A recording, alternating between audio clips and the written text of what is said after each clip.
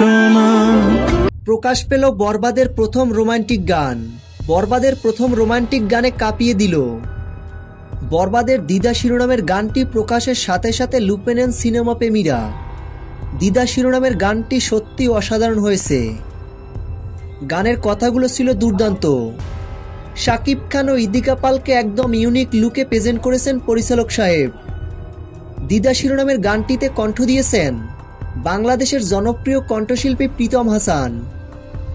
তো ভিউয়ার্স, বরবাদ সিনেমার দিদা শিরোনামের গানটি আপনাদের কাছে কেমন লেগেছে কমেন্টে জানাতে ভুলবেন না।